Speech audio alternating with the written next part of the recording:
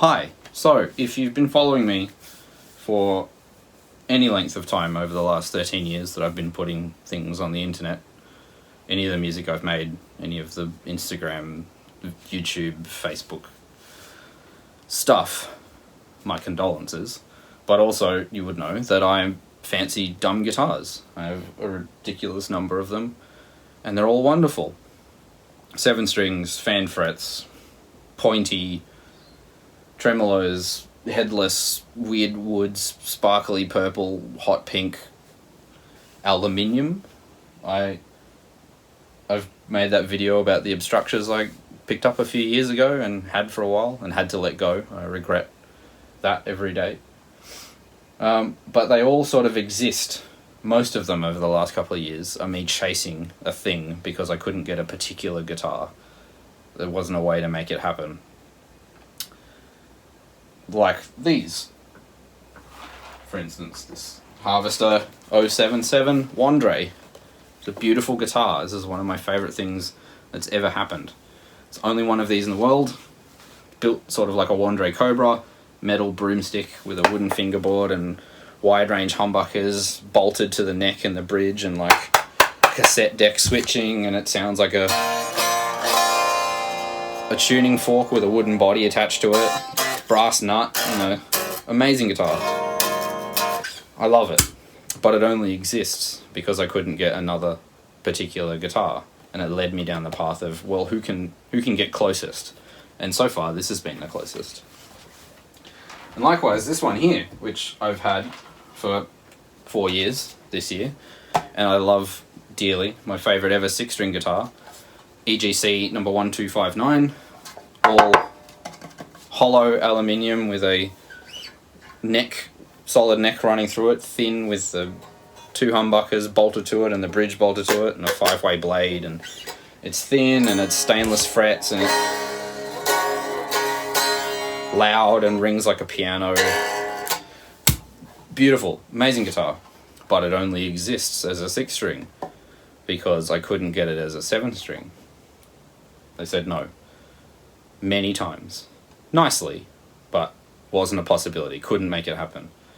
And then we could, and then we couldn't. And then maybe if we get enough people, actually no, we can't do it, sorry. And on and on. And eventually I just was, okay, it's probably not going to happen. I should give up. The instant I gave up on the idea, this happened. And to cut a long story short, I own this now.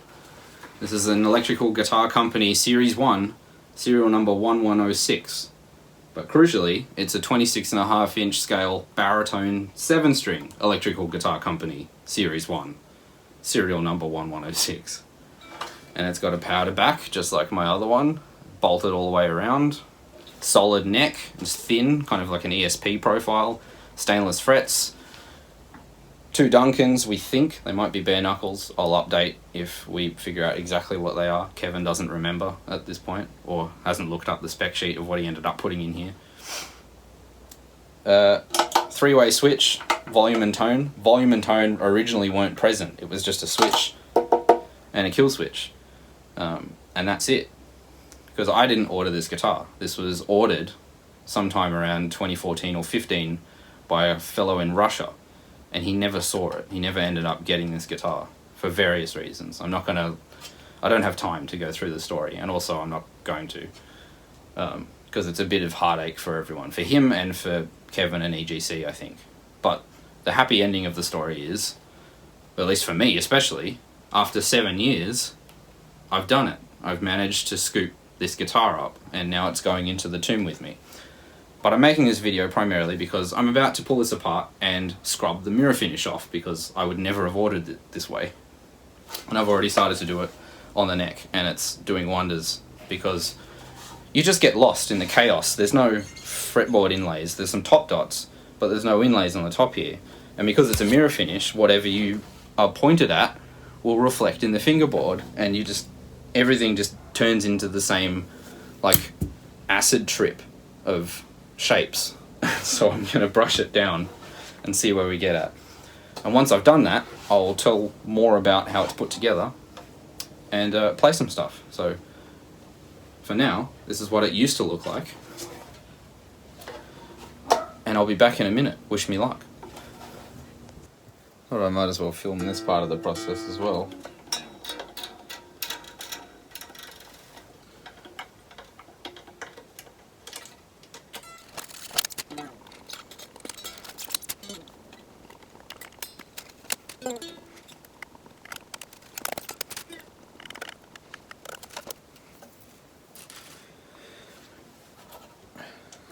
Now's where we get to the fun part. So it's bolted to the neck in the center here by these two, and then around the perimeter. So I've just got to painstakingly go around and take them all out to get at the inside.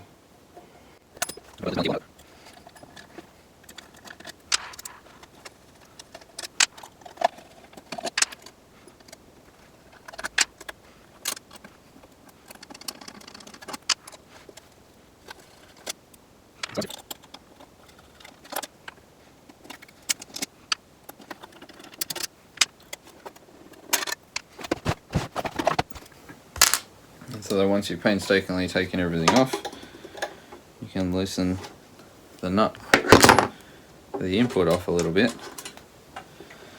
and then off comes the back. So that's the hollow back plate.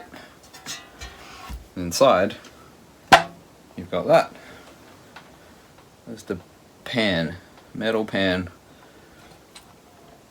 and you can play the instrument like this. The input jack just sits between the two layers, just there. So I could play this through an amp right now if I wanted to test the electrics or swap a pot or a cap value or something. It's incredibly useful. The top itself is attached to the neck through the little screws that are stuck through the back of the bridge. So when you loosen those off, as I've just done, you can do this and remove the whole top of the guitar. It's still attached to the electrics, obviously, and expose the neck. So then you've got those pickups mounted directly to the neck, just like that, which then the bridge mounts directly to that, and the bridge also mounts to the top with these little screws with nuts, and the electrics are attached that way. So next step is I've got to unmount the electrics and get them away, and then take off these screws, and I'll have full access to the top, so that I can brush the finish and put it back together. So wish me luck on that. And so, after 45 minutes to an hour of scrubbing it in parallel lines, you get this.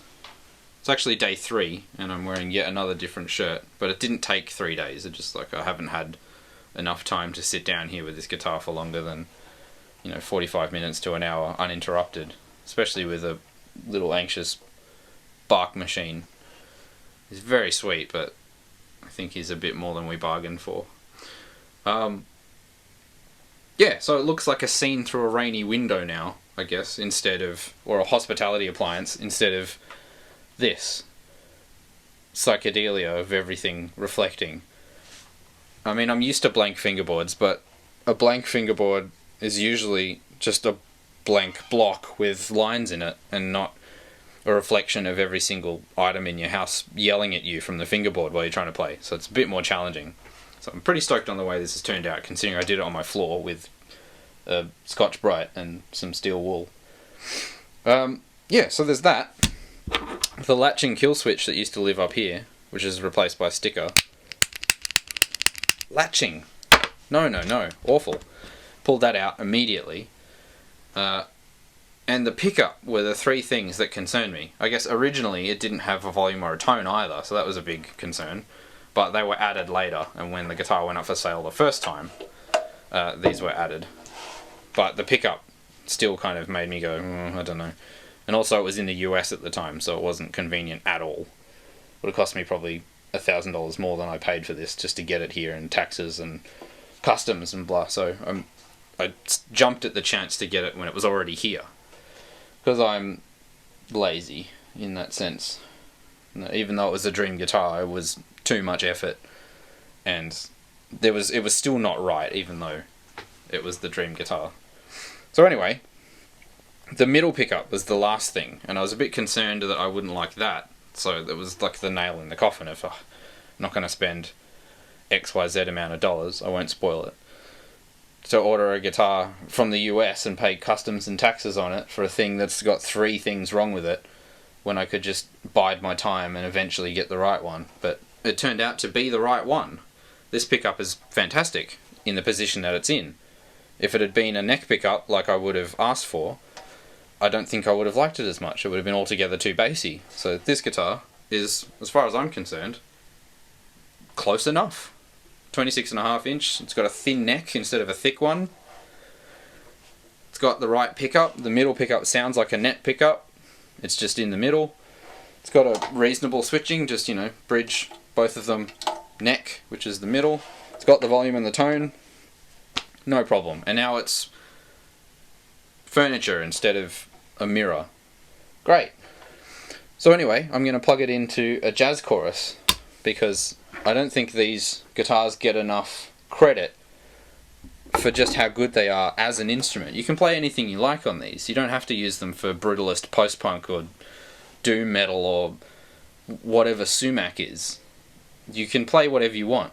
You don't have to... It's not a riff machine necessarily.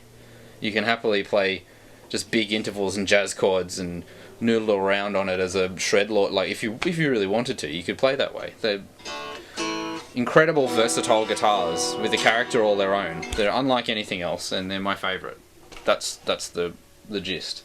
So anyway, I'm going to put this little boundary mic, which I hope has been capturing my voice properly, I'm going to put it in front of the amp and play some stuff.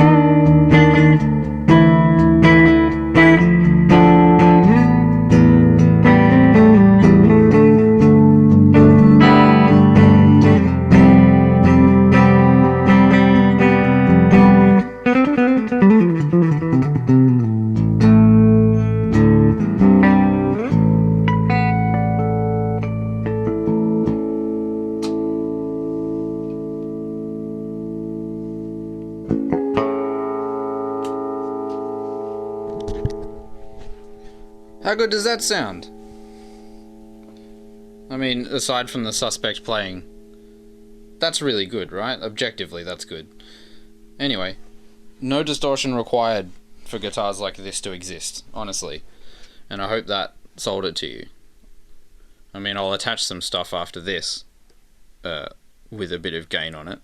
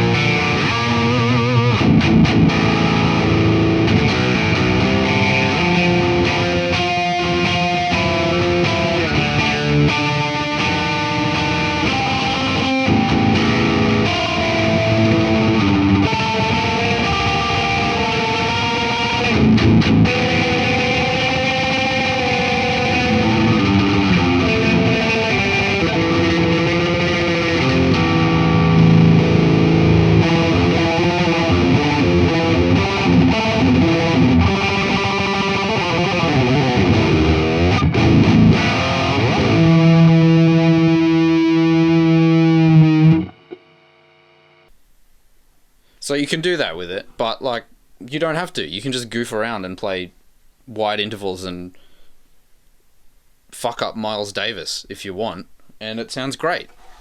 Honestly, best guitars on earth. This one and the other one over there, and this is attached to the amp with a really short lead, so that was a stupid idea. Great. Fantastic. Happy boy. Forever. Wait, that's Anthony Fantano's thing. I can't do that. Bye.